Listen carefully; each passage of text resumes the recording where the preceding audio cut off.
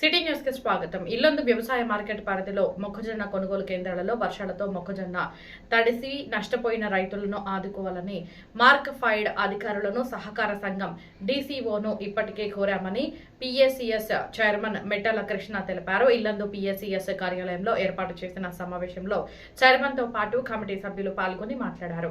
ఇల్లందు పరిధిలో ఇల్లందు వ్యవసాయ మార్కెట్, రేపల్లెవాడ, కొమరారం 3 కొనుగోలు కేంద్రాల నుంచి 2249 రైతులకు సంబంధించి 1.99 లక్షల క్వింటాళ్ల మొక్కజొన్న కొనుగోలు చేయడం జరిగిందన్నారు. అకాల వర్షాలతో కొందరు రైతులకు నష్టం వాటిల్లేలాగా వారికి పీఎస్సీఎస్ కొనుగోలుకు సంబంధించి వచ్చే కమిషన్ నుంచైనా సర్దుబాటు చేయాలని, ఆయా రైతులను ఆదుకోవాలని ఉన్నతాధికారులను కోరినట్లు పీఎస్సీఎస్ చైర్మన్ మెట్టల కృష్ణ తెలిపారు.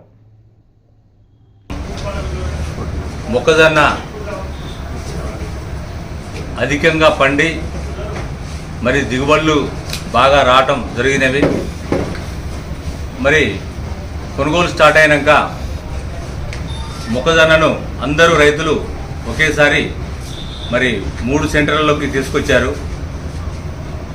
దగ్గర ఈ సంవత్సరం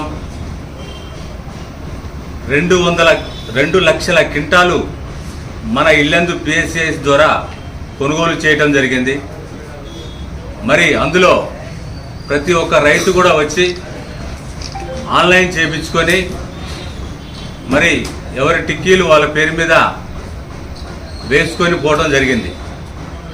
కొన్ని వాట్సాప్లలో దాంట్లో ఫ్రాడింగ్ జరిగింది, అది ఇదని చెప్తూ ఉన్నారు. దీంట్లో రైతు వచ్చి తంబు పెడితే మాత్రమే అది తీసుకుంటుంది తప్ప వేరేదైతే ఉండదు. దీంట్లో ఫ్రాడింగ్ చేయడానికి ఏమీ ఉండదు.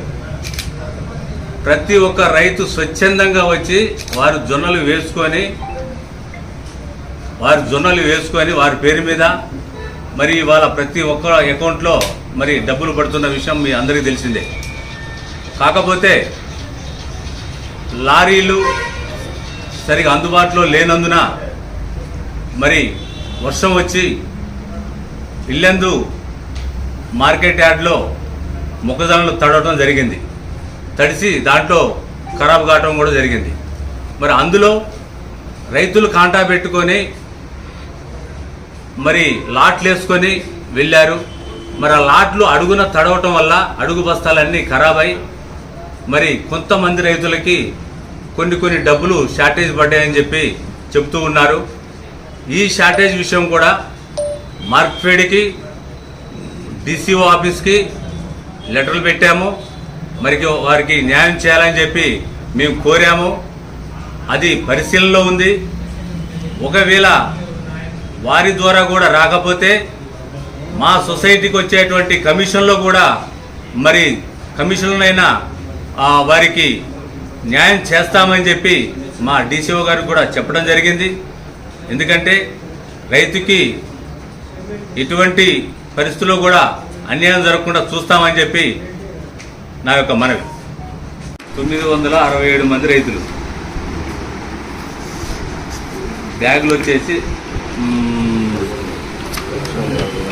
1,58,017 79,000 క్వింటాలు కొనుగోలు చేసింది. ఇల్లందు వచ్చేసి 753 మంది రైతులు 1,57,000 బ్యాగ్స్ 78,000 క్వింటాలు.